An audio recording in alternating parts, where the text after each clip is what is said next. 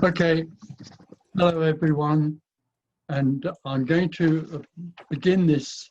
Shall I say anything? Yeah. Oh no, it's up to you. Yeah. So I'm going to begin this meeting with a letter from somebody. They've asked a question, so I'll read it.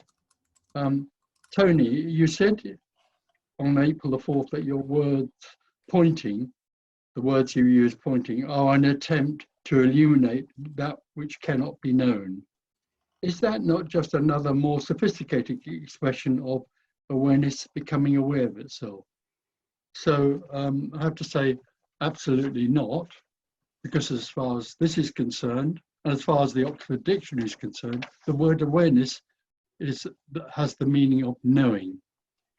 That's how it's seen there and interpreted. Awareness is a form of knowing. But as far as I'm concerned, awareness is a function. And in order for awareness to function, it needs something for it to be aware of. So it arises in dualism. There are two, the awareness and awareness of.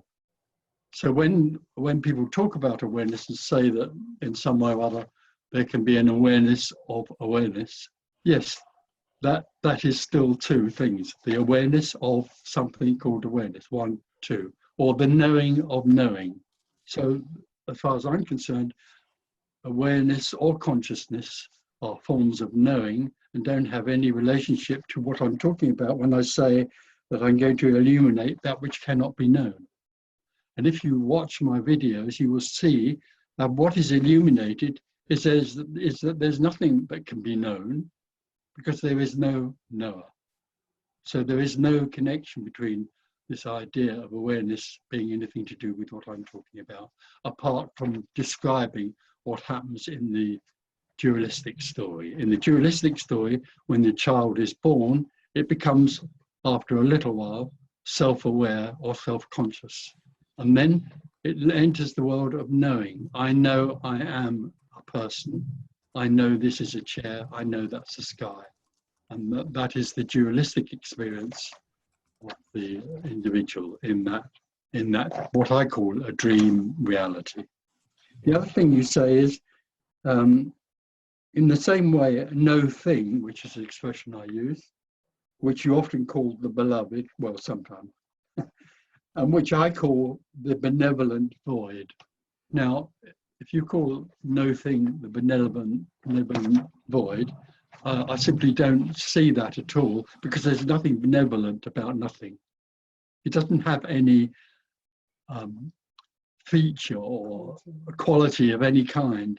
The benevolent void is another something. It's something you talk about, something out there to discover.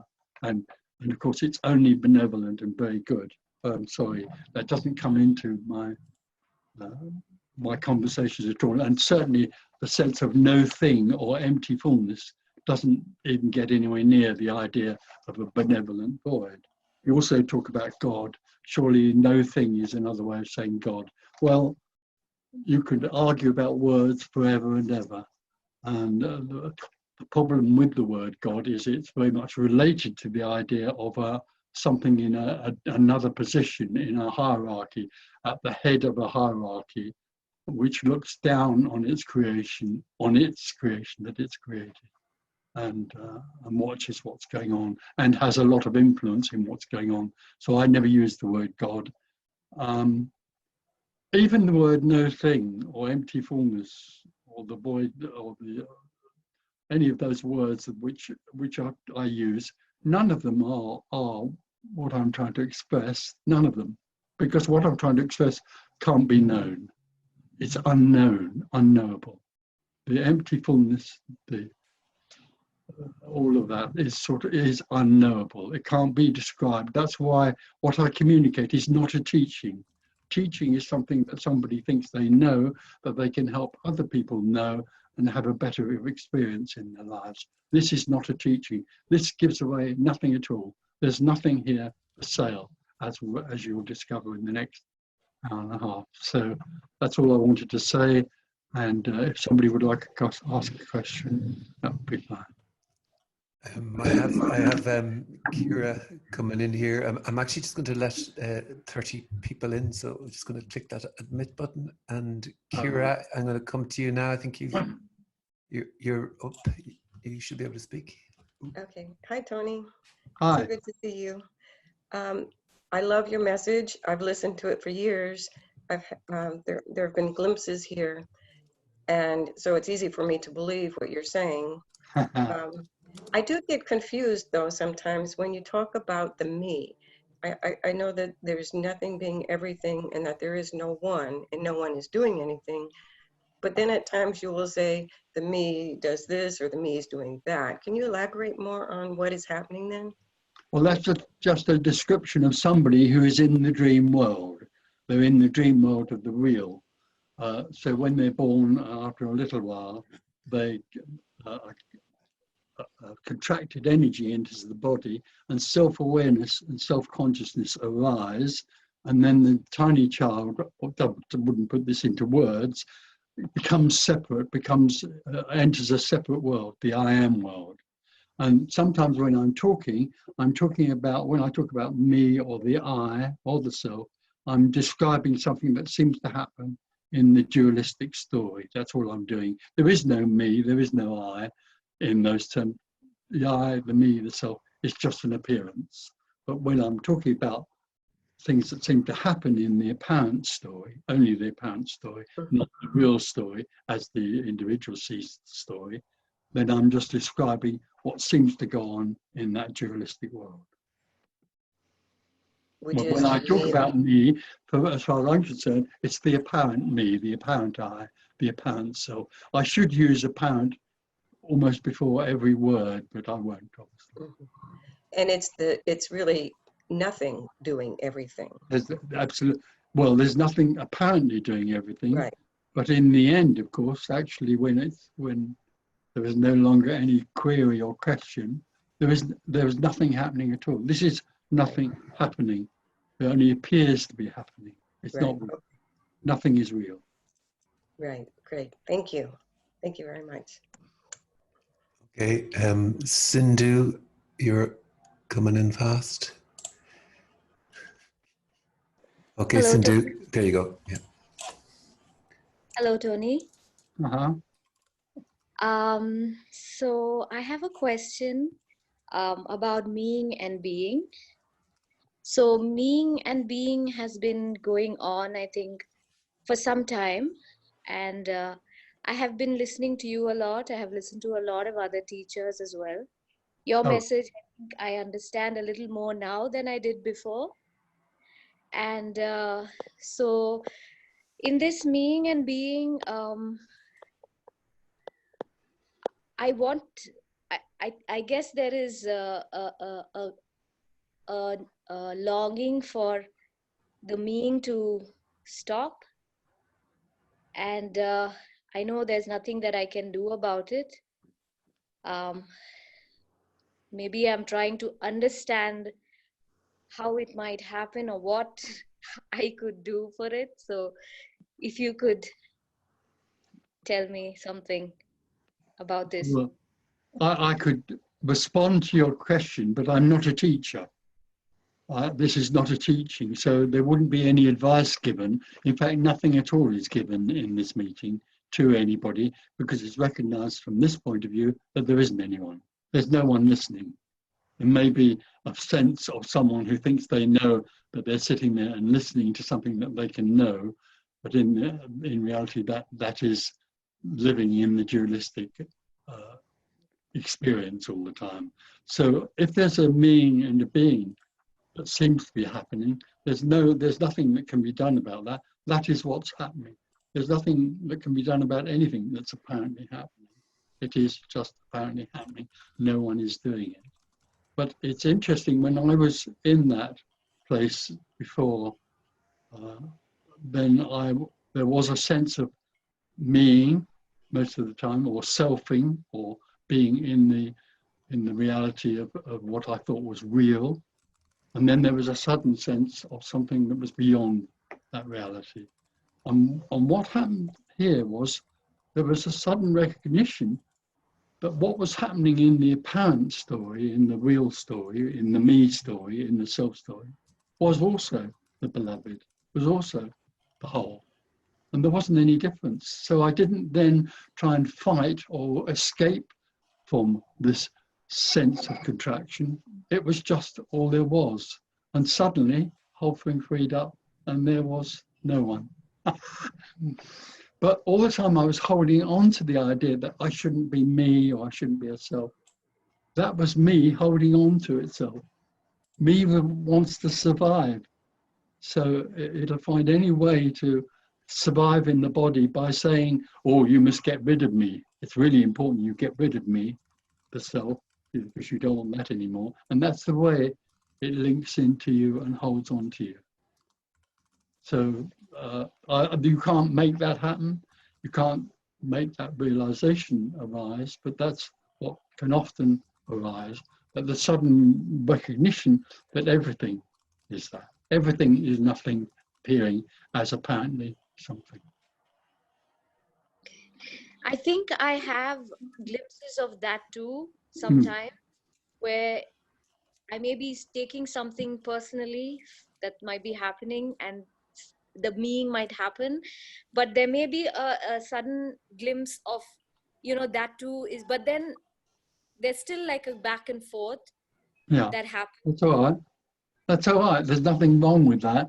There's nothing right or wrong with anything. But don't hold on to that. That's important. Don't try and work this out. You will never understand what we're talking about here. This is not understandable. And so you can't work out a way of dealing with what you think is happening. All there is what's happening. There's no one. Thank you so much. Thank you, Tony. And I'm so happy for this lockdown because I wouldn't be able to talk to you otherwise. Oh. I may not be able to travel. Okay. Thank you. Thank you.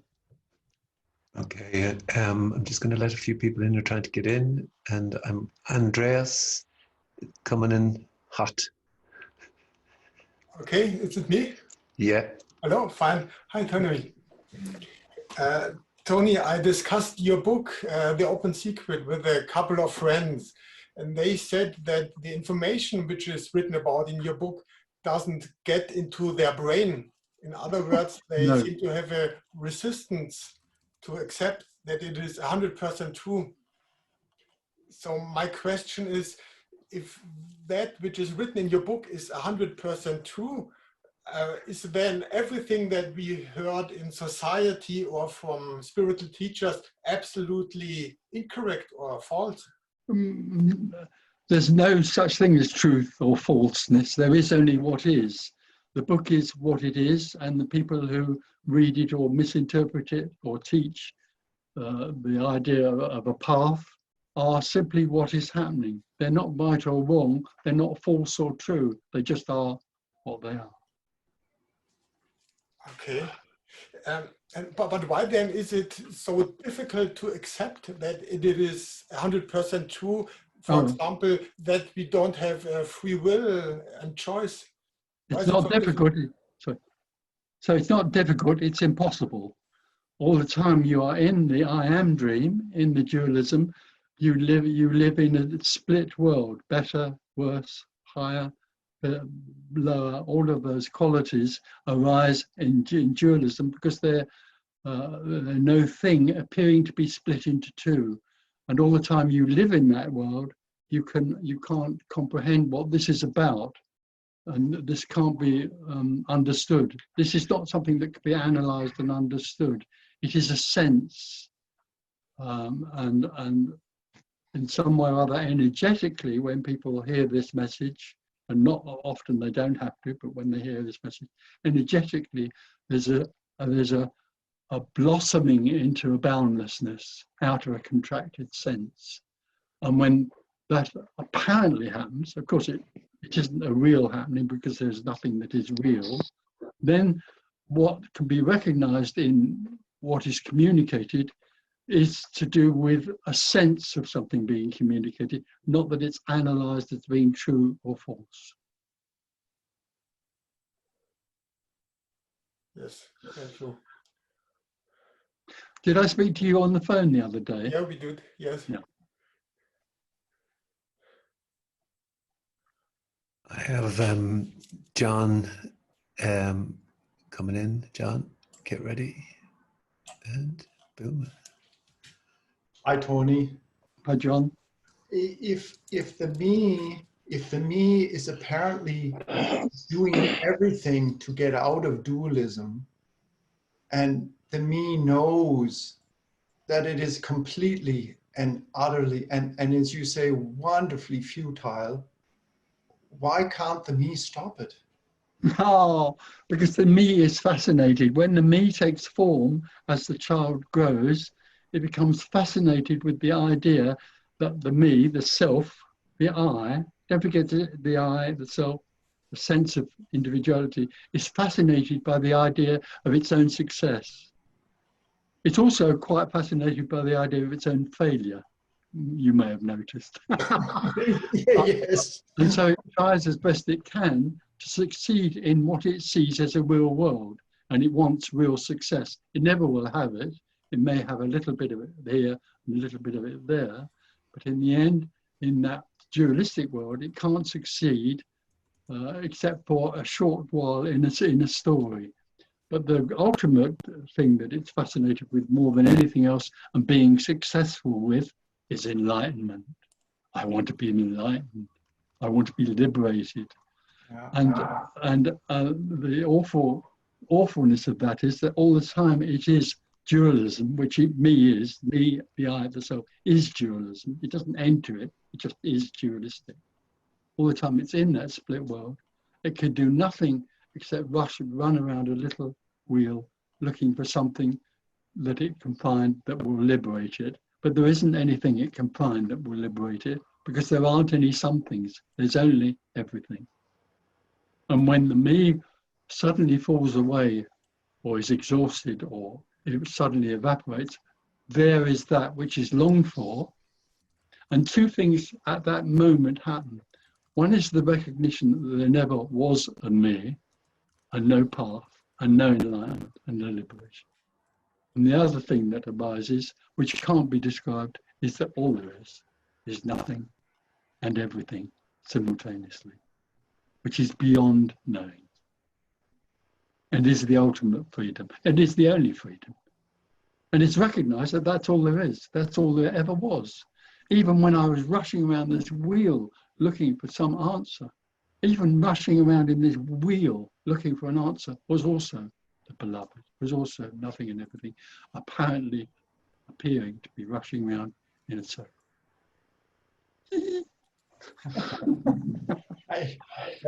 That says a lot because I was running around, I've been running around in circles for decades. Yeah. Yeah. So, And visiting places and groups and trainings and people. And now I just come to the conclusion that nothing works. No, of course it can't work because there isn't anything to find. Nothing has been lost. The whole basis of teaching and workshops and paths is that you will walk along a path and you will find something at the end of the path called the benevolent void, if you like. There isn't anything. There isn't a path to walk along. There isn't anyone. There's nowhere to go. Already, this is complete.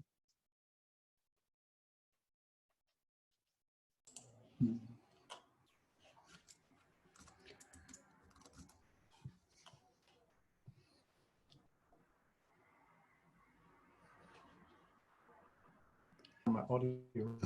Okay, I forgot The audio was turned off. Sorry.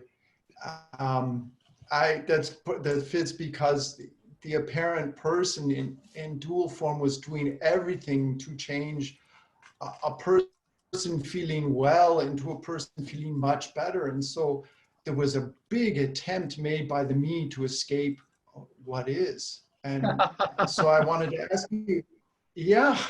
Why do I feel so exhausted now? And why have the people offering these groups and trainings never tell me that their offers wouldn't help? Oh, well, they believe they will. They don't forget that a teacher is living in the dualistic world. The teacher is living in its own sense of identity, and it feels that it's found something that is satisfying for it. And so it wants to, in most cases, sincerely help other apparent individuals find what it has found. Usually that's related to some sort of process which it then teaches. But all of that is simply a temporary experience of some sort of satisfaction. And it has nothing to do with what we're talking about here at all. But it's very tempting for the seeker to attach itself to some sort of path or some sort of teacher who seems to know what they're talking about. And they probably do know what they're talking about, and that's the problem. But this is not about knowing. This is, I told you at the very beginning, this is not about knowing. It's about unknowing, a sudden collapse of that which wants to know. So it's in no way is it a teaching or is it a path that can be followed. What this is saying is, look, this already is, you're sitting in it. It is this. It's this, not something else, anywhere else. Okay. Thank you very much, Tom. Thank you. Bye-bye. Bye. Okay, let's go with this. It's Resolution Zooms 310. That's the name. There you go. Tony. My name's actually Stephen. I forgot to sign out of my work Zoom, but real great pleasure to be having my nothingness, sitting here with your nothingness. Oh, sweetheart. You don't have any nothingness, but anyway, come on. Well, Tony, I have a few questions, and I've wanted to ask a good one, but you know, this notion of, I guess it really, this notion of, I mean, there seems to be a view being offered here, or a view. There's a view, you know, being offered, and at the same time, it seems like you're saying that this, what you're discussing or what you're offering, can't really be practiced. There's, I mean, with this view or way of seeing or way of perceiving, that this isn't something that can actually be practiced, that actually seeing in this certain way will actually lead to any. No. Yeah. Absolutely. It's an illumination, actually. You call it a view. It's actually just illumination from nothing. There isn't someone here talking to you with a library of knowledge which they're passing on to you. There isn't anybody sitting here at all. All that's happening is that this is nothing speaking, just as that is nothing asking a question. Right. Okay. So with that said, I guess this notion of process, because with seeking, you know, and I'm very guilty, not guilty, but, you know, seeking has very much been part of my story. And it seems like it was part of Tony Parsons' story too. There was seeking, and it seems like there was a process. And I know you kind of seem to say that when the illumination happened with you, that seeking seemingly had nothing to do with it. Is that right? Because Yeah. it really seems like there is process. The eye was a seeker running around a wheel, and then it apparently collapsed, although it was only an appearance, and there was that. But running around the wheel had nothing to do with it. That's really hard to grasp in a way. Yeah, of course. Because it For really anybody who's invested in seeking, it will be impossible to grasp that, because you still believe that there's something you can do. right. And I guess, well, it's not this, with that urge to seeking, I guess, or a way, or an attraction to people gathered here. There's an attraction to this, right? There's sort of a resonance, and I that can can be find said out. with other teachings, whatever it may be. There seems to be a resonance with that, and that's. Are you saying that's not part of the emerging nothingness? It's what happens. Everything is nothing. Before, in seeking is nothing appearing to be a seeker. And afterwards, when there is no longer a seeker, there is still only no thing. Everything that appears is no thing appearing to be something. It's just Or so clear seeking or sometimes. I have one more thing, Tony. Can you say anything about like the phenomena of suffering or states of depression, anxiety, relative to this? No, well, there isn't anything relative to anything. All there is what seems to be happening, including depression or whatever, fear, anxiety. That is no thing arising in the form of anxiety or depression. There isn't anyone that's depressed or anxious. There's simply no thing appearing to be or arising as anxiety or depression. All the time there's somebody in the dream of being a me, a self, or an I. They feel that they are depressed or anxious and the reason that they think they are someone with depression is because they're being a someone and living in the dualistic world. They know they are real, and so they therefore know that the depression is real, and it must be their depression because it's real. Everything seen through the eye of the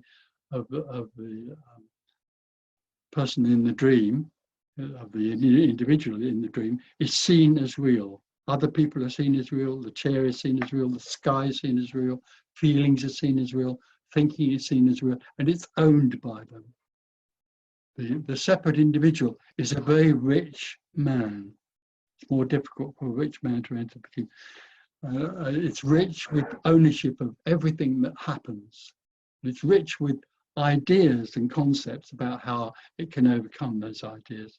And all of them are there trying to boost it and make it go on, working hard and meditating and self-inquiring and doing all those things, because it's promising them in some way or other that one day they'll find they'll find the treasure. There isn't a treasure anywhere. Everything is already the treasure. Yeah. And that's wholeness too, right? I mean, that's seeking, that looking. Absolutely, of course. I've just said that. Yeah. Yeah. That's no thing appearing as a self. Thank you so much.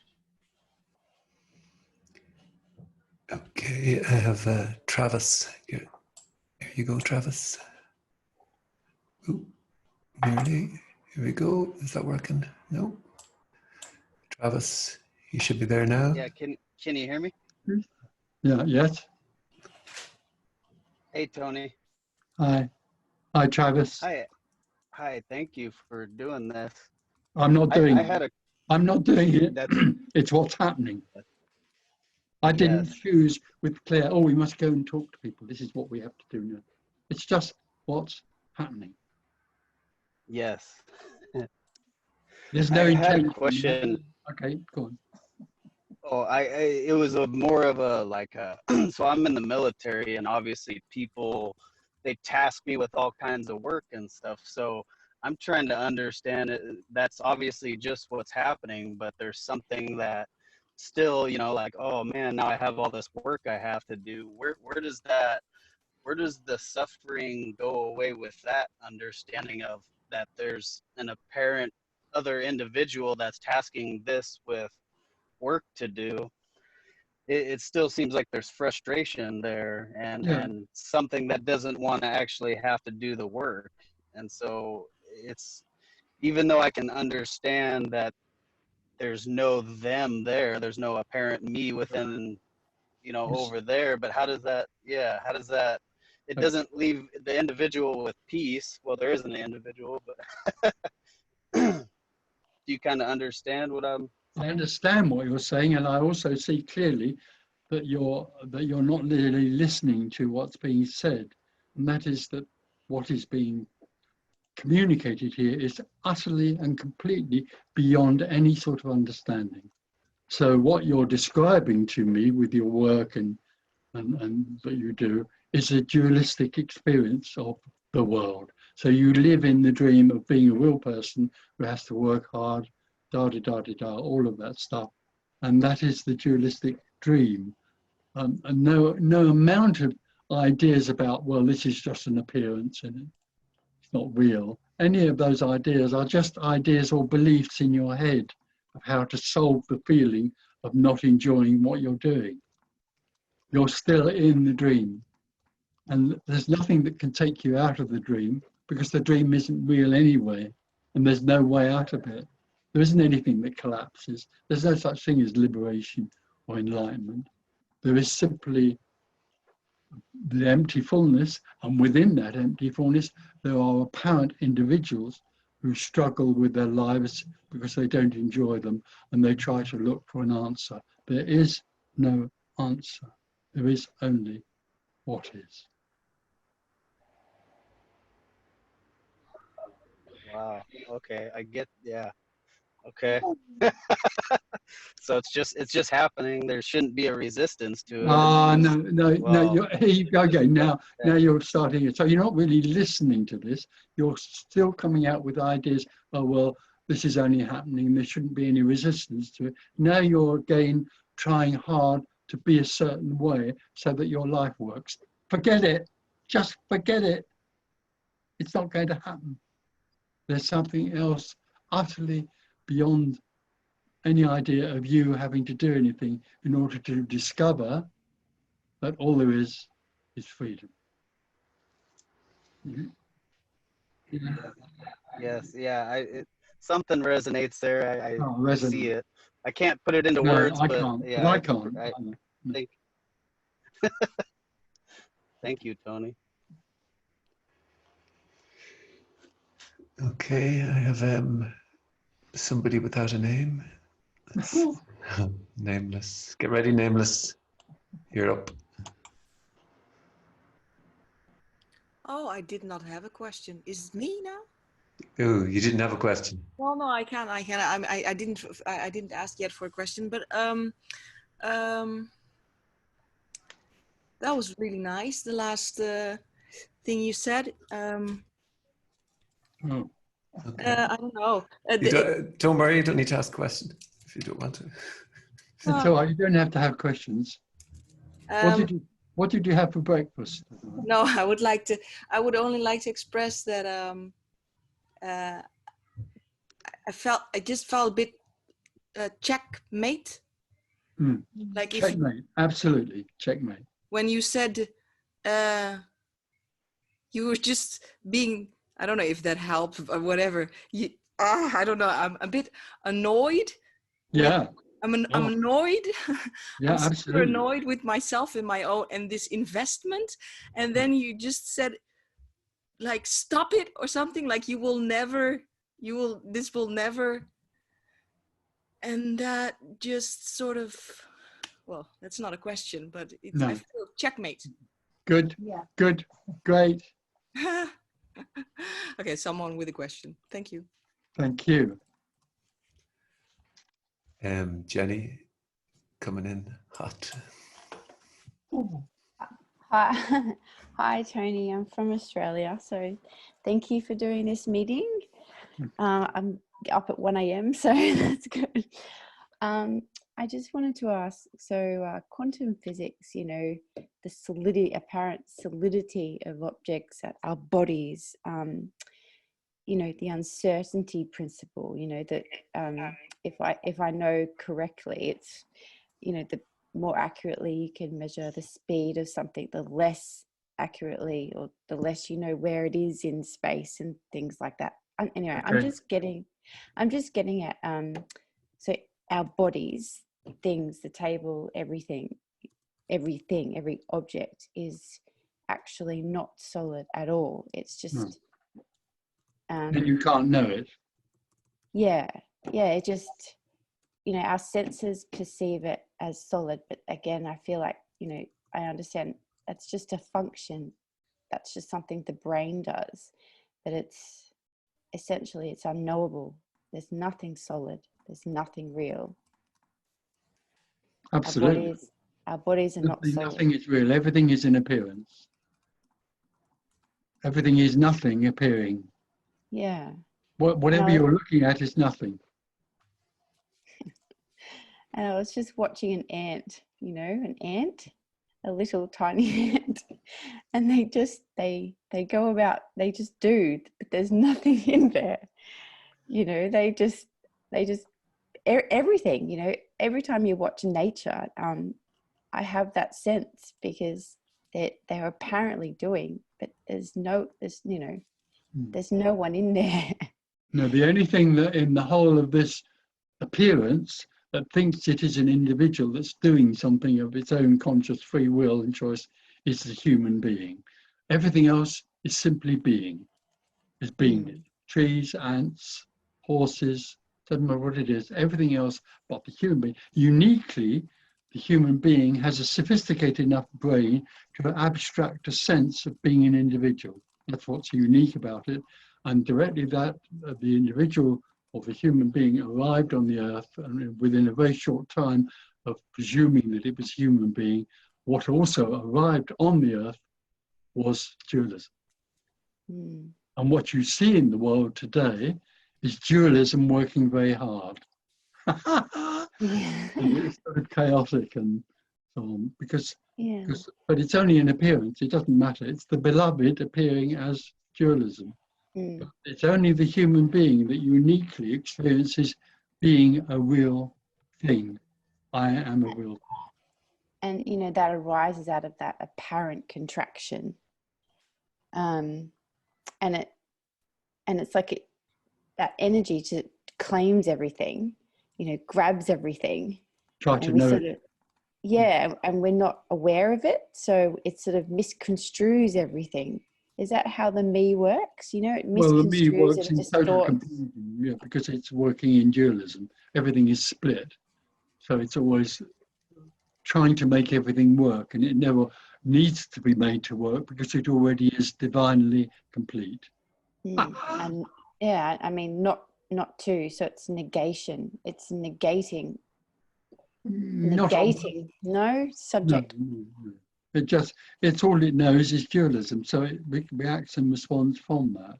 There's nothing right or wrong with that at all. It's no thing arising as a human being who believes in and invests in a dualistic world, or what it experiences as a dualistic world. You know, the individual is dualism. It doesn't enter some awful dark cave called dualism. Only it takes on the sense, I am real, I am aware, I am self-conscious, and then it becomes dualism, and it lives and tries to work in that world. And the task it puts upon itself is completely and utterly futile. The situation for the individual seeker is absolutely, wonderfully hopeless. Which is that's freeing in a way. Yeah. There was a woman, I was speaking in Munich years ago, and a woman was standing up talking, I always remember. And I said, at the end of our lovely conversation, I said to her, the problem for you is that your situation is absolutely hopeless. And she stood there and cried, and then she started roaring with laughter. And I talked to her brother, I think, afterwards. He said, it's just amazing. It's just a revelation. It's like watching a sudden birth of something in her. And it, you know, I guess that apparent stopping of the me, it can happen. There's no rules in terms. It can happen any which way. Absolutely, and never come to a meeting or hear of anything like dualism or non-dualism. Yeah, that's not necessary. You can be walking in the fields or playing darts, and suddenly, boom. Or even gradually, you know, like you get a sense of this. The actual final thing is sudden, because it's simply the dropping away of an illusion. And then it's nowhere for it to come back to after that. There never was anywhere for it to come back to in the first place. Anyway, yeah. Okay, yeah, thank you. Thank you. Okay, I have Shasir, I think. Here you go. Here you go, Shasir. Can you hear me? Hello? I can hear you, yeah. Sorry. Okay. Hello, Tony. Thank you for doing this. I'm grateful to be talking to you. I've watched all your videos. Basically, I'm a huge fan, you could say.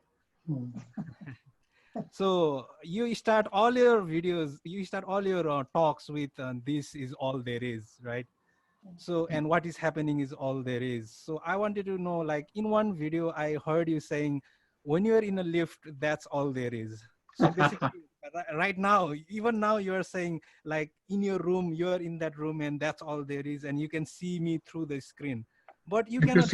I just want to say I'm not in this room. There isn't anybody in this room, and there isn't anybody in your room. There isn't anybody.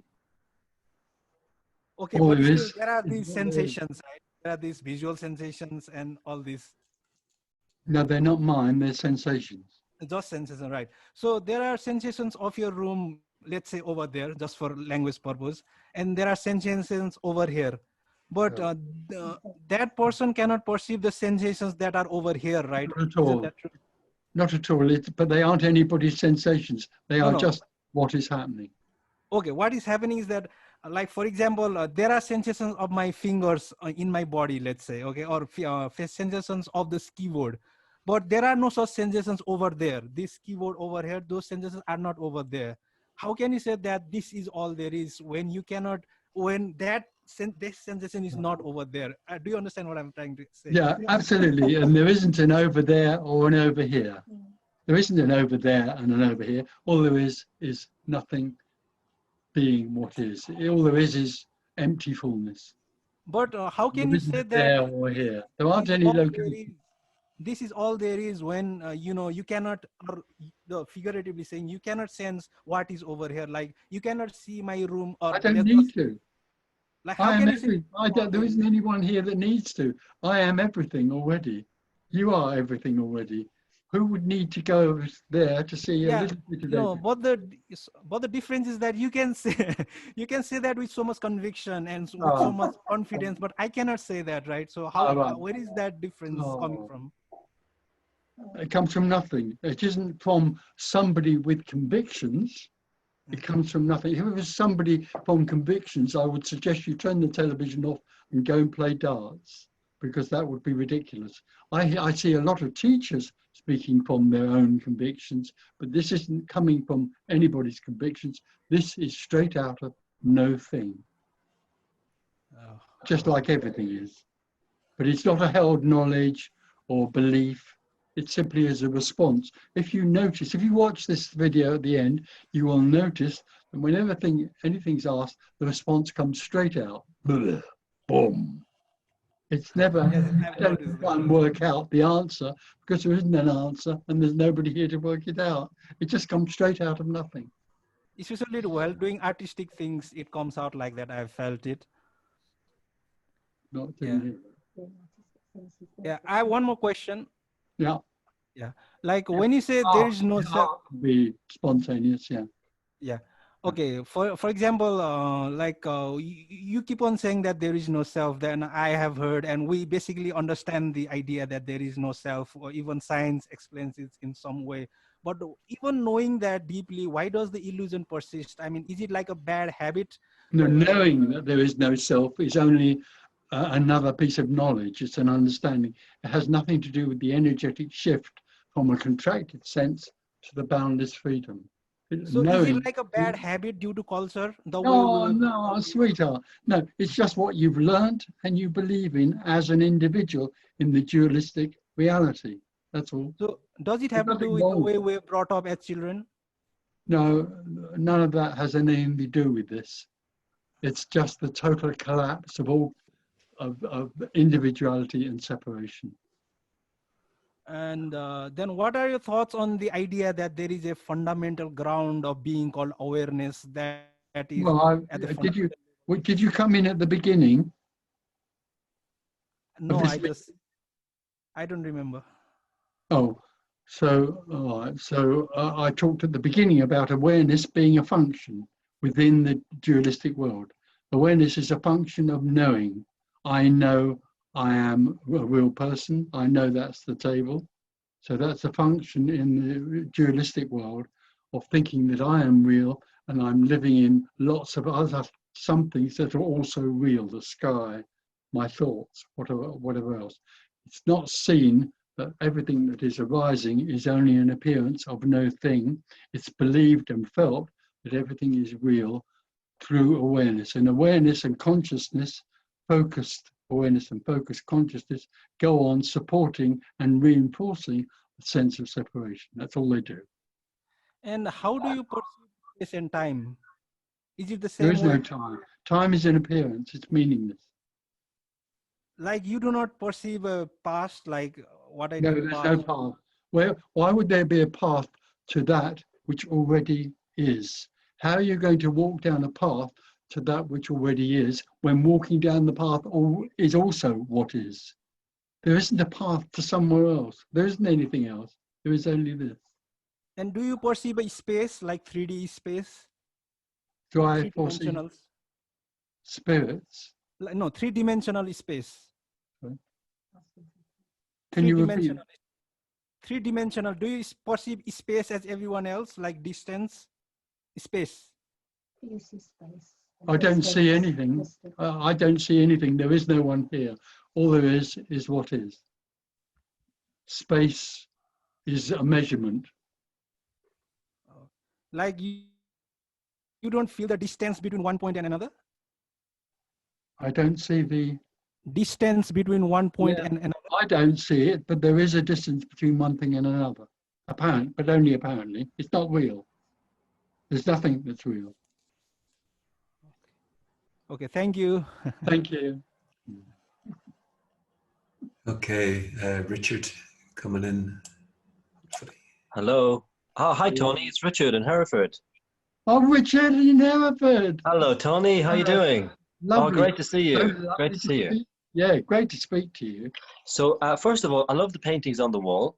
Yeah, they're good, aren't they? They're Yeah, friends. All beautiful. our paintings are by friends. Yeah. Beautiful, beautiful. A question, please. I've talked to you about this before, but it kind of came up when you were talking about the analogy using the rat on the, let's say the rat on the wheel, chasing like the seeker chasing for something, right? So the question is, I look at it like the Holy Trinity. There's the character, there's the personality, and there's the me. Okay, so that is it the me who's essentially doing all the drive is coming all within the me.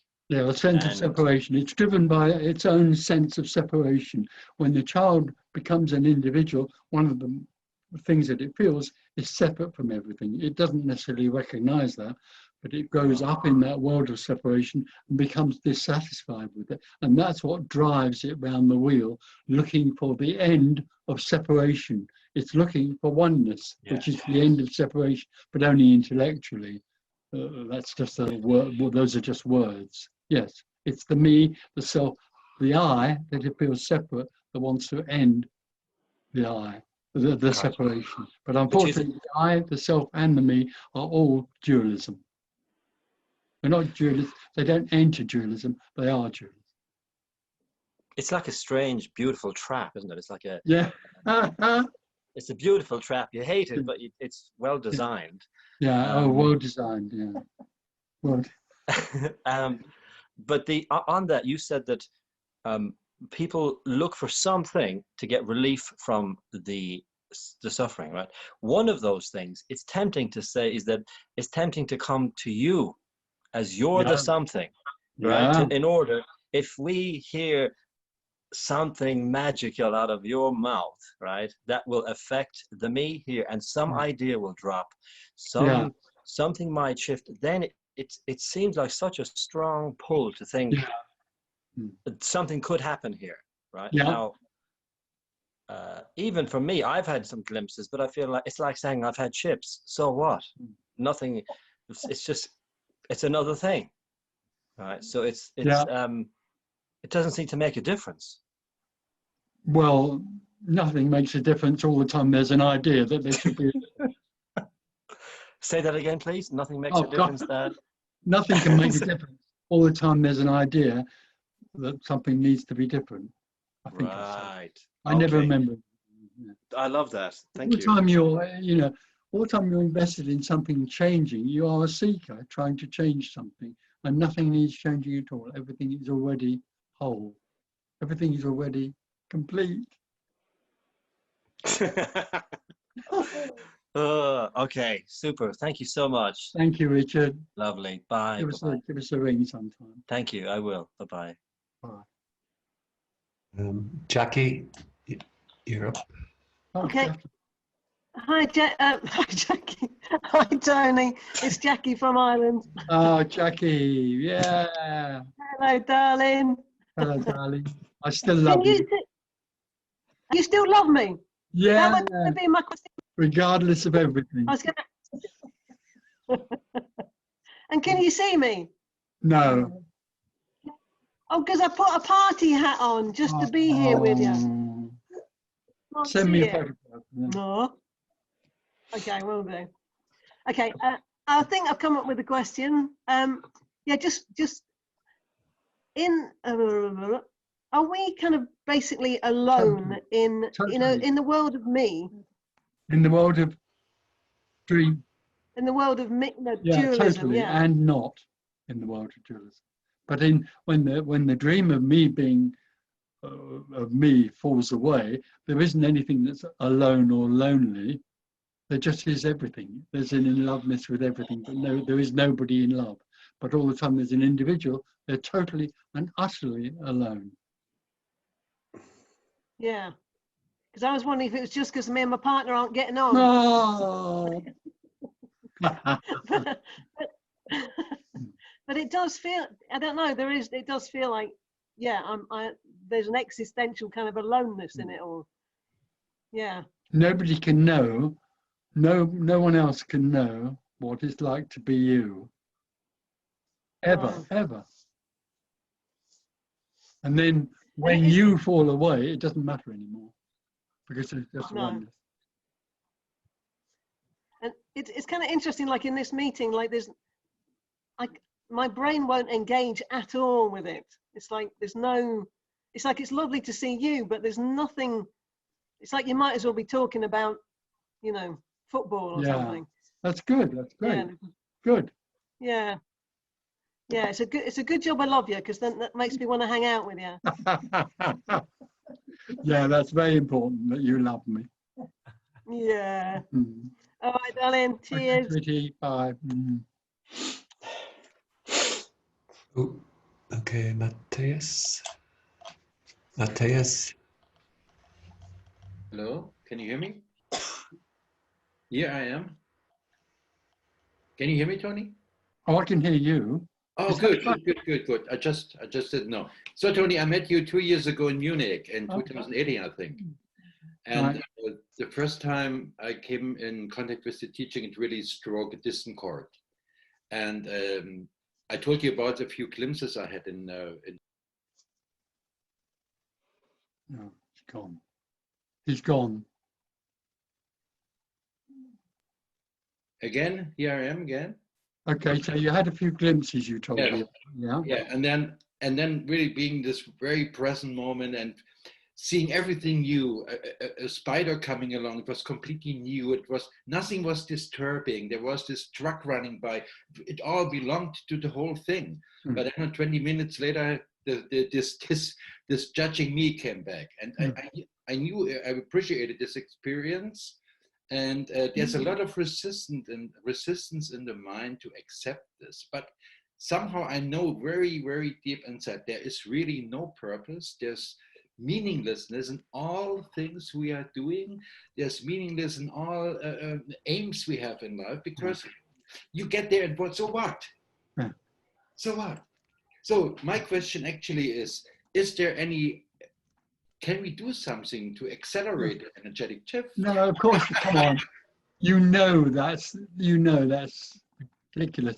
How can you, dualism, do anything about being non-dual? Although there is no such thing as non-dual. How can you, which is a part of the whole, become the whole? Whereas being a part of the whole is also wholeness. It can't be done. Not only can it not be done, but it doesn't need to be done. It never is done, because already there's only wholeness. When suddenly that which wants to do something about being whole falls away, there's a sudden, at that point, a sudden recognition that there never was anyone that wanted to fall away. There never was anything to do. Yeah, I got that. There never was a seeker. But I wonder if one can loosen up the resistance of the mind, like like I've been involved for many years in Buddhism, being in the teaching. I've even been, for many years I've been a Buddhist monk in Thailand even, and doing all the learning about suffering and learning about impermanence, and there's a similarity to your communication. No, there isn't. No, there isn't. Not at all. Like talking about that there is impermanence, nothing really is stable. There's no me, there is no self, what Buddhism also teaches in a way. There are some things that are said in Buddhism which are similar to what I'm saying. Except yeah, that in the end, yeah, in okay. the end, Buddhism is a teaching leading to a goal. Right. So one only have to, well, I have to do nothing, just live one's life, and then this energetic shift will happen one day, maybe. Well, maybe, but there isn't any. You can't choose. You can't choose to live in a certain way because there is no one there that's real, and there is no real choice or free will. Yeah. So living in a certain way is what will happen, and the falling away of the sense of separation may or may not happen in that living body, but at the point of death, when the brain ceases to function, it's all over. And then it'll be recognized at that moment, at that point of the brain ceasing to function, that there never was anybody to die. But by then, it's too late to tell anybody else. And you can't tell anybody else because you can't, just as I can't, describe what oneness is like. Yeah. I died and I can't tell you what oneness is like. Yeah. It can't be told. If it could be told, it could be taught. It can't be. It's impossible. But it strikes a distant chord, and I'm very happy that I came across your communication, Tony. Thank you very much. Thank you. Thank you. Okay, Sophie. Hello, Tony. Good to see Hello. you. Hi. One thing that keeps coming back from the message or from the communication is that nothing is happening, and this is like the one thing that is quite difficult to grasp. Not that it is grasp to be understood, yes. But is it in a way like what meant by it, that is nothing is happening because there is no me who's doing anything, like there is nothing to do, because life happens to us, there's nothing to do in that sense? No, it is, the statement of the idea that there's nothing happening has nothing to do with there being a me or not. And it's impossible to comprehend that nothing's happening until there's no one. All the time there is someone, they believe they are happening and the life is happening and it's real.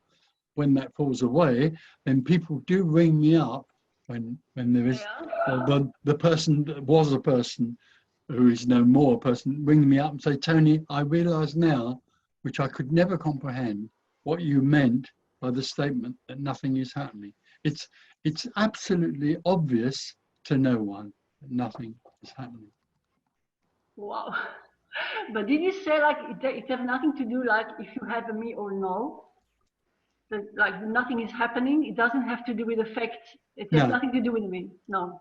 Except that the me can't, tries to understand the idea of nothing happening and can't. It's impossible to until there is no me trying to understand. Okay, thank you very much. Thank you. Okay, Meredith, here we go. Yeah, hello. Hello. Yeah, hi there. So I have a question for you about healing and healers. People who can heal others, who have some special capabilities or capacities. How does that fit in with the place that you're speaking from? It fits in only that in the world there can arise, even in the dualistic world, there can arise somebody who has an energy of a certain quality that they can help somebody else feel. Of course, the other person feeling it it'll be their experience and not yours. But there can be a healing energy that can be apparently transferred to someone else.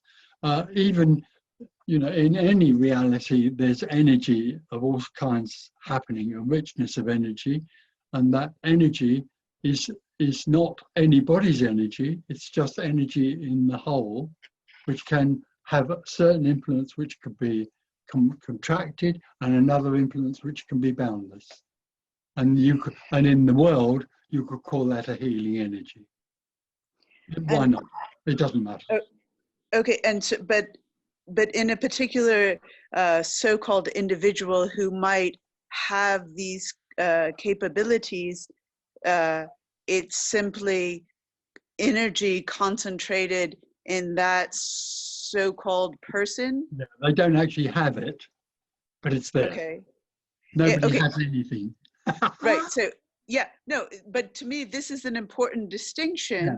because it's the kind of thing that in a dualistic world, you look on as some special God-given talent or ability, or, I mean, I'm not speaking for myself, but just in the perception of trying to understand how can one person have such a capacity and another doesn't have They such don't a have capacity. it, but the individual doesn't have it. It just so happens that within that body or within that energy, which is the person, there is a healing quality. Most people have that. Well, they don't have it, but it's there. And it's either more apparent or less apparent. But nobody has anything because there isn't anybody. Yes, exactly. And so in some ways, even in asking the question, I already knew what you were going to say as the end result of the question. However, the getting there is interesting to me because even to put it into language, that it's just a concentration of energy within a particular body mind, it's just a way of understanding. And a lot of times one is just looking for some way to understand the inexplicables, you know? Yeah, I mean, what we're talking about here can't be understood. Right. But even when we talk about healing, really what's being said can't be understood either. Nobody owns it. It's what apparently happens. Exactly. And I have to say that your message to me is the ultimate consolation. And even though I know it's not even yours per se, but even just to say that we can't understand, even if our greatest compulsion is to understand, somehow peace feels very possible in these words that you share. So I thank you for that. Okay, so the quality of what's going on here is that in the communication, and this has nothing to do with anybody at all, but this communication is in that sense healing. And the main reason that it's healing is that who it's being communicated to is not recognized as an individual. There's no recognition that anybody listening to this talk is real. There is no real individual listening to this. You aren't a real individual asking a question. But what you're asking the question and our conversation is simply an appearance out of nothing. It has nothing to do with anybody. But that conversation about the boundlessness of everything and how there's nothing right and nothing wrong is incredibly healing. It's the ultimate healing is there isn't anybody that needs healing. Yes, exactly. Exactly. Well, and it's wonderful to hear those words spoken out into the boundlessness. So thank you. Oh, thank you. Thank you. Okay, Mike. Hi, Tony. Nice to see you. Hi. I have a couple of questions. Can we say that if there is no one, nothing can be recognized? There can be a recognition. It depends what you mean by recognition. At the point when I was someone, and then there wasn't anyone, there was a recognition that there never had been anyone. But it came like that and wasn't there anymore. So in that sense, of course, there can be recognition, but it doesn't have any great significance. Okay, but can we recognize this message? This message? No. Well, it depends. If the me is the self or the I is listening to this message, it tries to understand it, and this message can't be understood. But going back to the idea of recognition, when it was recognized that there was no Tony Parsons, then what went on moving around in the world didn't live in recognition. It was that there was no one moving around in the world. There was just an apparent world, and everything was only apparent. Okay, thank you. Another question. Yeah. you talk about contracted energy, but Apparently. yeah. But is there a difference between me and fear and anxiety, and are different types of contracted energy, or are the same kind of? It's all one. It's all one. It's all one. It's all nothing arising as fear or whatever, attempting to understand or whatever. Okay, thank It's you. just all, there is only nothing. All there is nothing.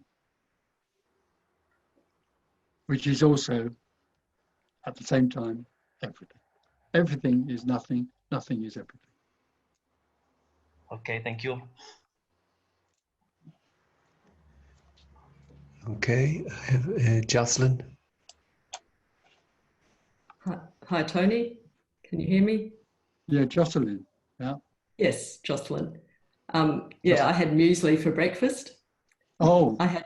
Yeah. You've been So asking. did I.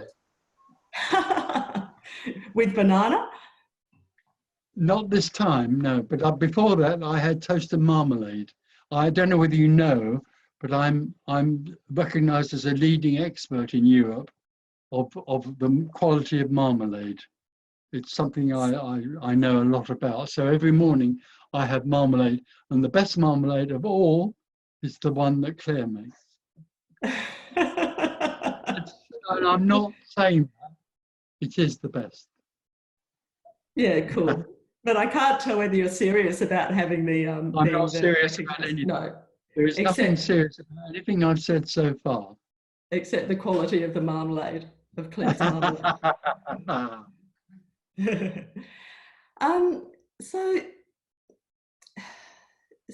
something came up before, sort of the irony of the not knowing, but you sound so confident.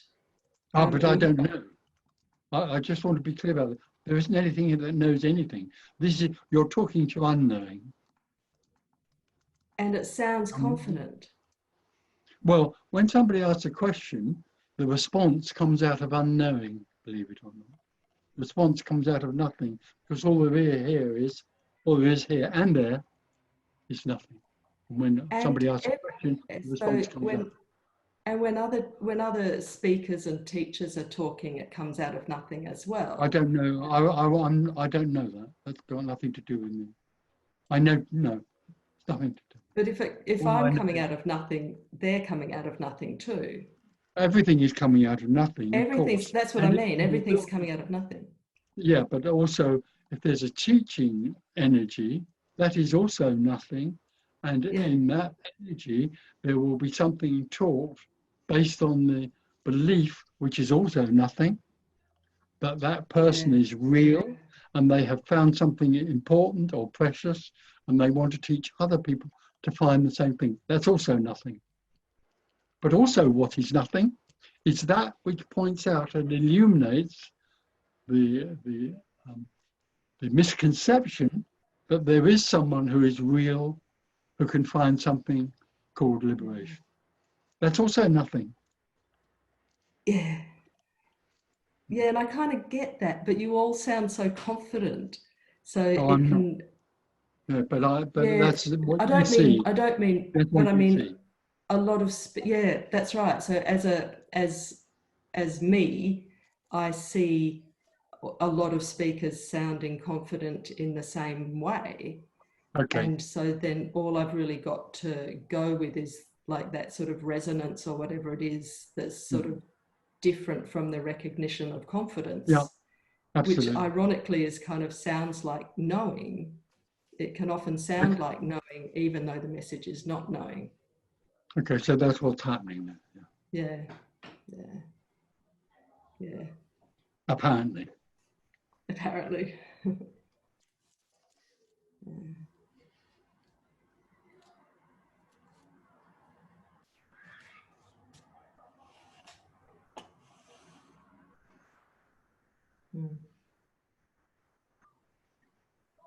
I think that's all. Thank you.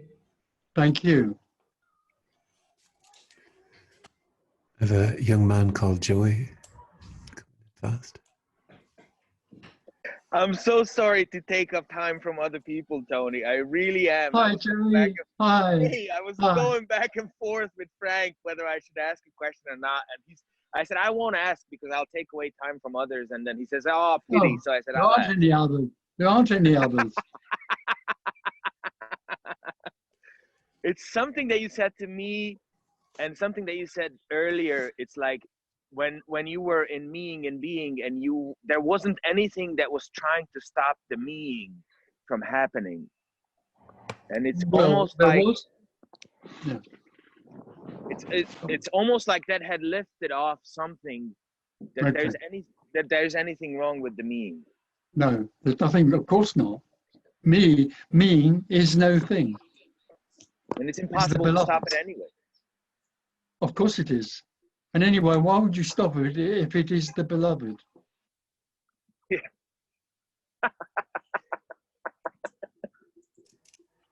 Thank you. Sorry to take up your time.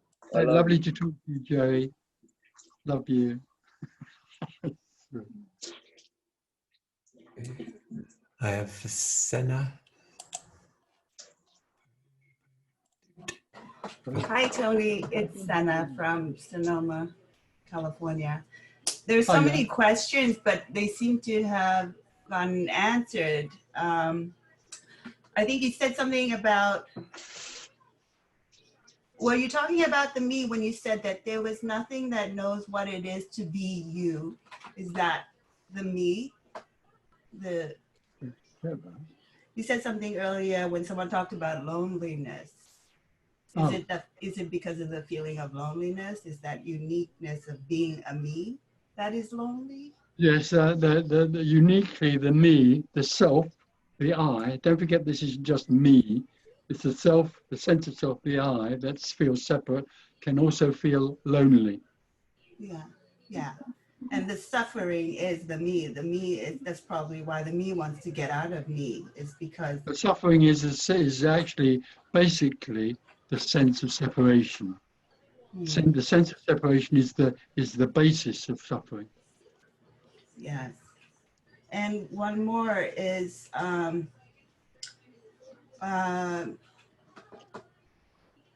owner of the me. The me is the owner of everything that kind of arises or comes Well, it into believes it. No, it believes it's the owner. It isn't, of course. There isn't anything to own. There's nothing to Right, own. But in that experience of being a me that's real, the I, the self, it believes it owns It very owns much. whatever. Yeah. So there's no owner, there's no me. No, there's nothing to own. Why don't you come to the States? Why don't you come to the No. United States? Because this body is very old and That's it's what too far to fly. Yeah, Too far to fly. I think Jim Newman said that. But you made that decision before you. Yeah. You don't look old. No, well, thanks a lot. Say that again. You don't look old. Thank you. Thank you so much for doing this. Thank and you. Frank too. Thank you, Frank. Yeah, thank you. Good old Frank.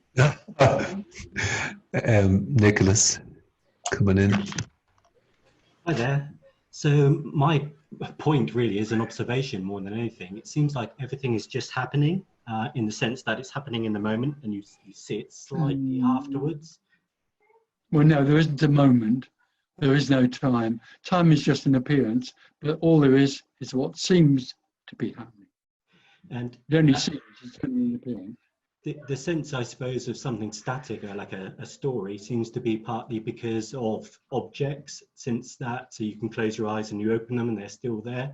But that is only an appearance again, I should think. Is that that only happens in the dualistic world. In the dualistic world, I am real, and when I open my eyes and look at the window, I experience the window as being real. Actually, it's just an appearance of nothing. It's nothing windowing. I see. And so everything is one in the sense that it's just different in the forms and the names that it takes.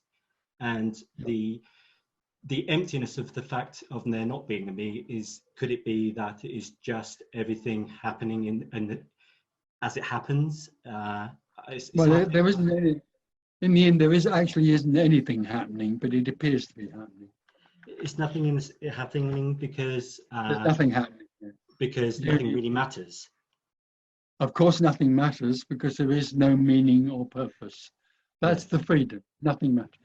So yeah, so everything, but one isn't able to make changes or choices. It just seems No, to spontaneously there isn't happen. one, no. Yeah. Mm. So it's just a continuous spontaneity that has an illusory appearance of happening now or happening in Yes, the past except and the that future. it's not continuous. Right. The continuity is memory It's an appearance. of memory. It appears, but it appears in the brain that in the story that there was a yesterday and there'll be a tomorrow. Yes, And and there was a yesterday, and I'm still continuing. I see. And really, there's just what's happening now. So these words seem to be just there. There's no ownership of the words. No. It's just, and it sounds funny, but there's no reason to be here talking. No, I know, isn't it awful? I think we should write to God. Yeah, but thank you for your time. Thank you. Trisha. Hi, Tony. Hi. Hi. I'm just sitting here thinking, when you said none of this is understandable, my question is, what would you say to me if I said, but I do understand? Well, I would say to you, I would guess that what you understand is related to the sense of you being real and the world being real and it being understandable. That's what I would guess. Okay. You can, there is one little thing here, and that is that if you listen to this message carefully, or if you listen to this message, then the way it's going and what it's saying can be understood. If you listen to any of my introductions, the sense of what they are about can be understood, but the nature of what they're pointing to cannot be understood.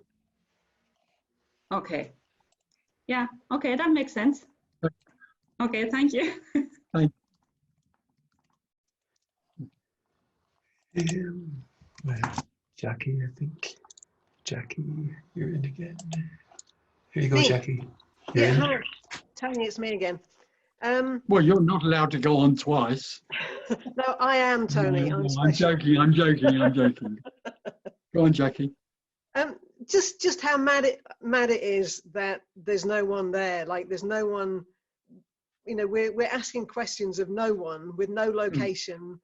It's just a body mind with spontaneous words responding to what's coming at you.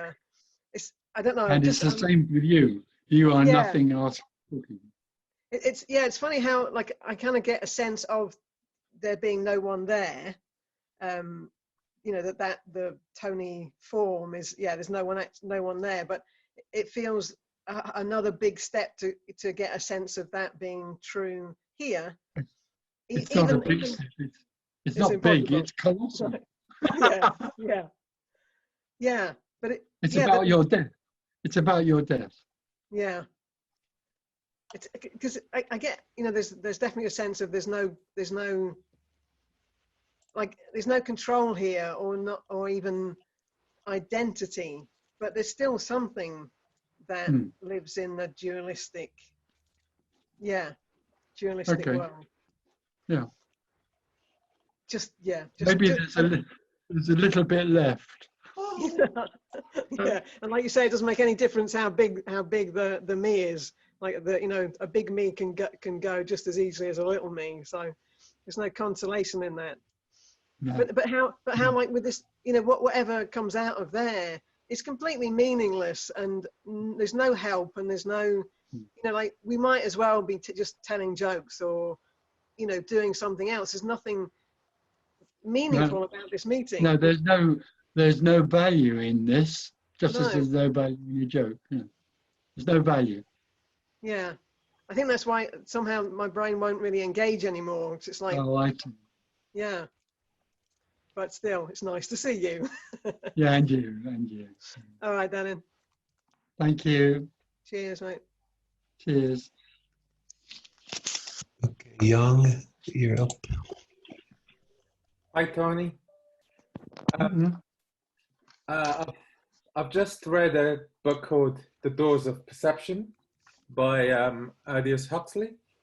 I mean, and the book starts off with the quote by William Blake, and it says, "If the doors of perception were cleansed, everything would appear to man as it is, infinite." And I've heard you so many times saying that whatever that happens is like stunning. Yeah. Do you have any affinities with this statement, especially about the infinity? I don't in one way, in that there aren't any doors to polish or clean. I see. Can you talk more about what you mean by what you sense as stunning every time? No, I can't. It's impossible to say. And it's not, this thing doesn't walk around and get stunned every 5 minutes. It's a very gentle. Claire calls it, when you die, there's a sort of wow, or there can be, not always, but can be, wow. And as Claire says, that becomes a very gentle wow. It's livable with. But it's an in-loveness which nobody has. Nobody's in love, there's just in-loveness. And it's very gentle. It's not the in-loveness that we think of in the story. It's a gentle in-love. And everything is that, the curtain, the carpet, everything is that. Wow. Do you think Sorry? Do you think William Blake meant something similar by the word? I think William Blake, there are touches of this in William Blake and in Aldous Huxley.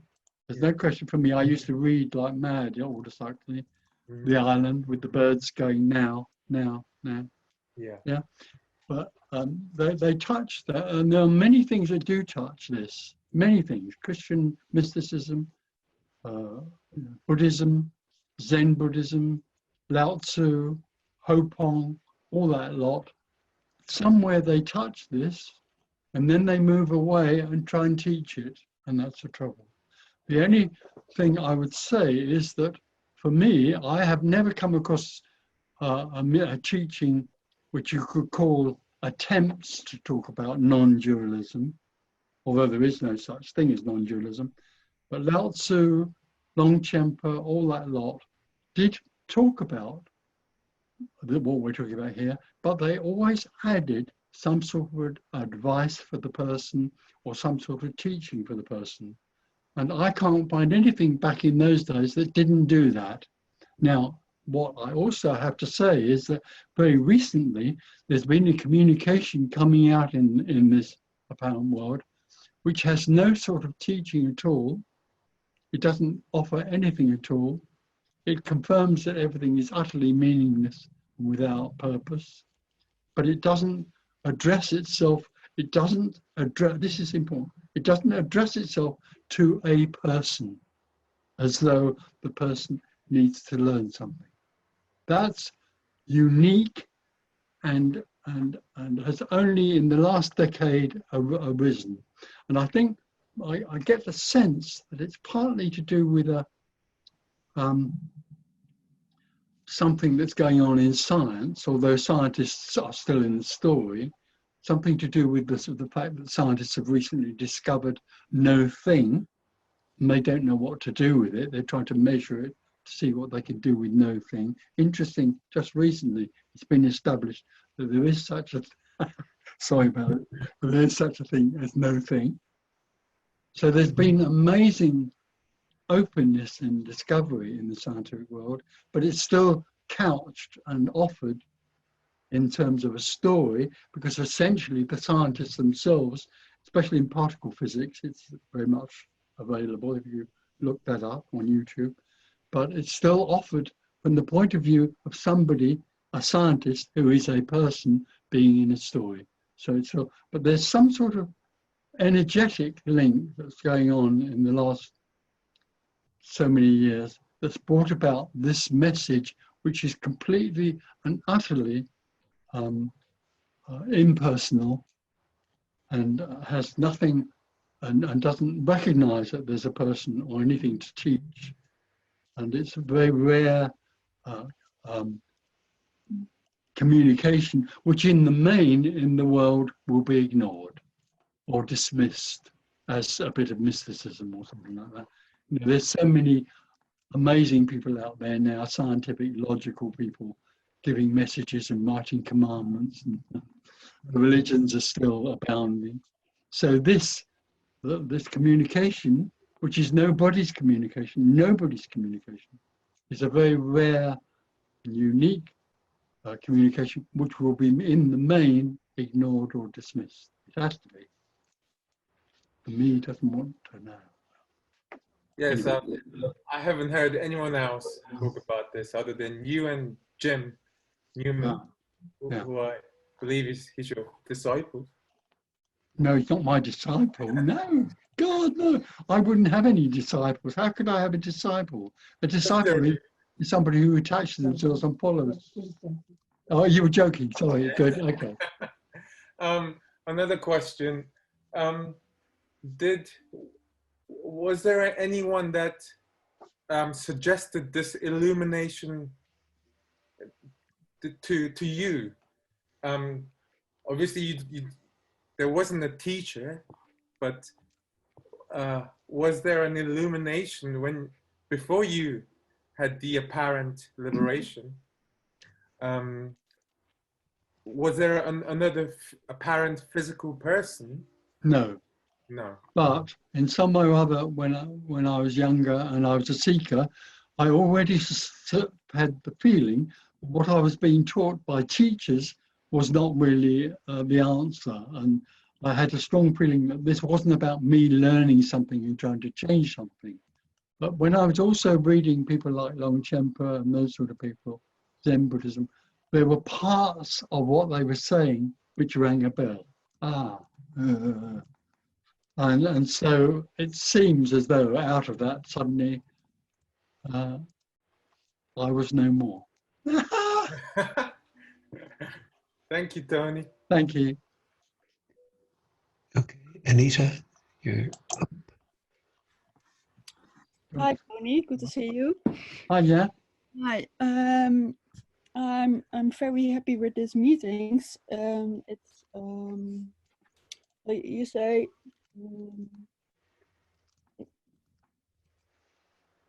Are we losing? There's no one. Right, there's no one.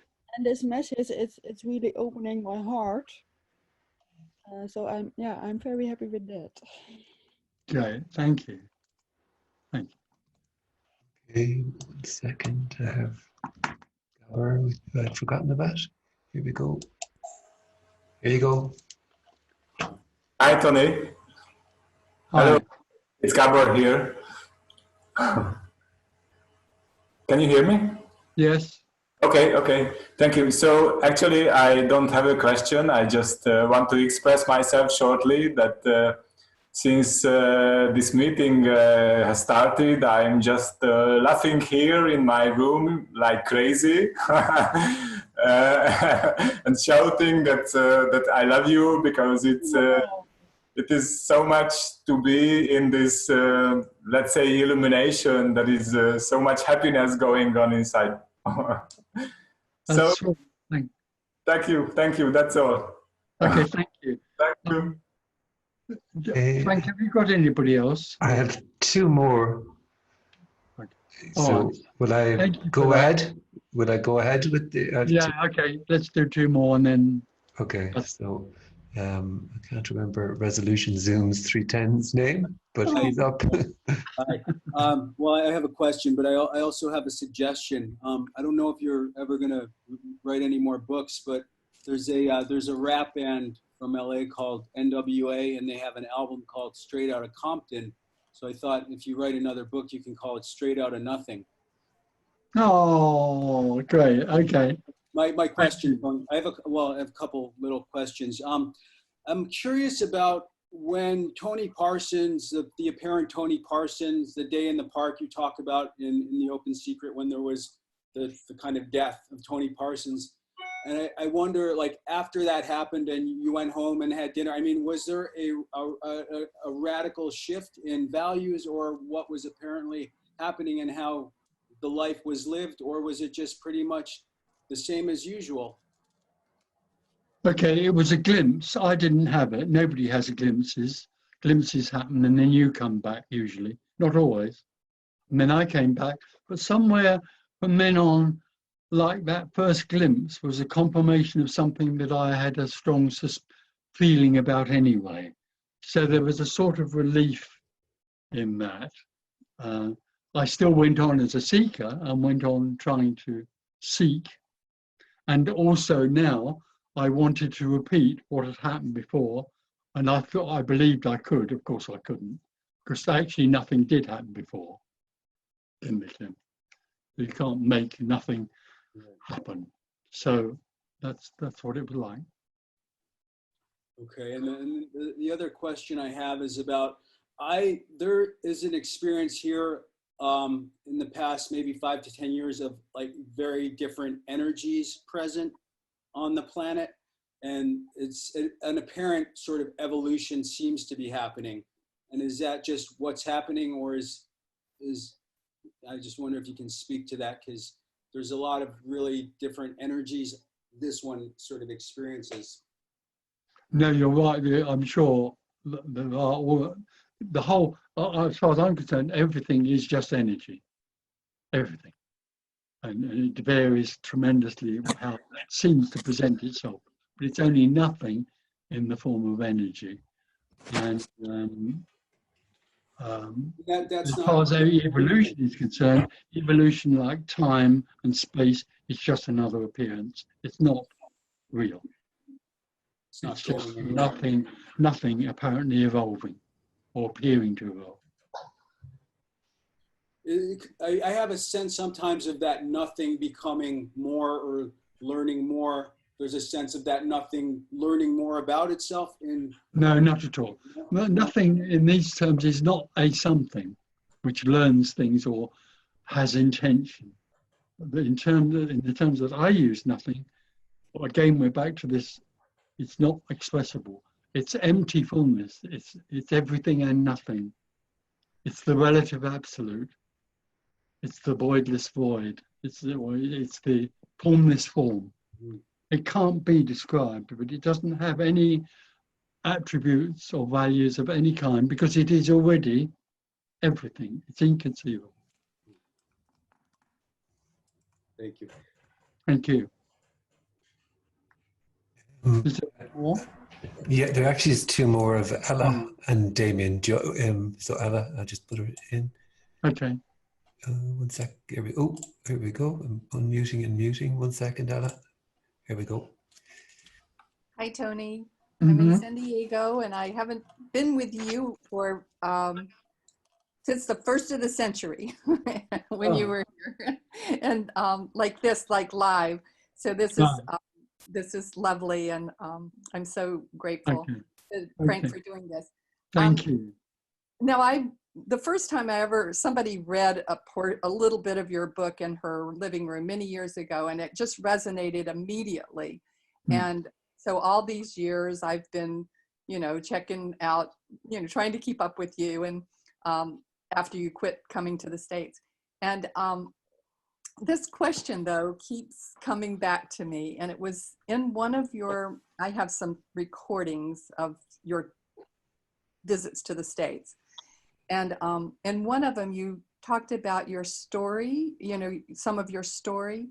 And you said, I walked away from the Christian religion, that it held the secret, but the secret was hidden. Where is it hidden? I want to find it.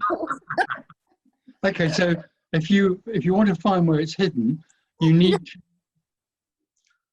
to look at Christian mystics. There are some Christian mystics. I don't know of any now, but I do know there are 2 or 3 Christian mystics who, again, like Longchenpa and all those, like Lao Tzu, they talk about this in a way that obviously they're expressing what seems going on there but for me, they still, in the end, go on moving into some sort of advice or teaching which is directed at a person, and that's where it all falls apart for me. But somewhere it's good to see these things, hidden in all sorts of religions. There is talk about this all over the place, especially more in the East. But it's there in some poetry and in some communications. But as I say, as long as it ends up still as a teaching directed to a person, it isn't this message. Yes, I get that. I still, within it, because I am kind of my community and everything's kind of steeped in it, it's like I get those same glimpses, and that's where I was. I mean, it was a person in the Christian religion that was reading your book to me the first time I ever heard of you. Anyway, I love you. I thank you, and I love Frank for doing this, and thank you, Frank. Thank you. I have Damien. Damien. Here we go, Damien. Hey. There you go. Tony, can you hear me? Yep. Yeah. I've been into the non-duality for a few years now, and I started listening to you pretty much every night while I was going to sleep. And then after a while, this fear and panic came on. Now I was wondering what would have been the cause of that. Well, it's very simple. All the time there's a sense of a self or an I or me. That me wants to survive. That's its whole aim, is to survive. And it'll find any way it can to survive. When there's a hearing or a sense of what's going on here in this sort of message, and that sense arises in that body, then the me will try and find any way it can to resist that message, because it knows, it recognizes that that message is pointing to its own death. So because it actually stopped me from listening to you. Yeah, so it worked. Yeah. It'll find any way it can doubt, or it'll say, oh, let's look into this deeply, but it'll mislead the seeker by suggesting to it that this is about some sort of being in the now or some rubbish like that. So it's always trying to protect itself and mislead that within which it's living, in order that it can, then it doesn't have, so that it doesn't die. Yeah, that's what I pretty much thought.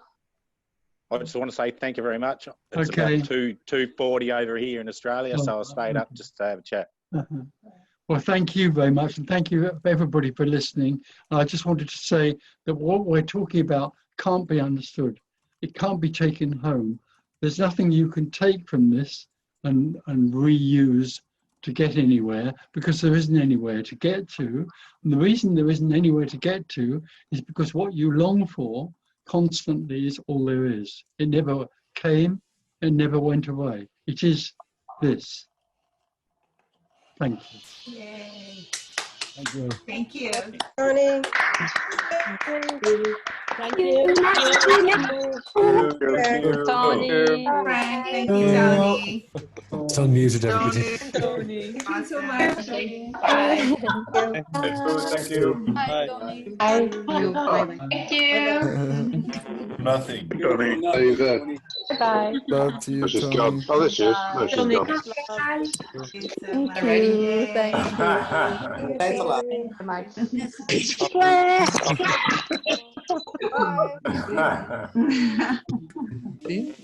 Oh, God.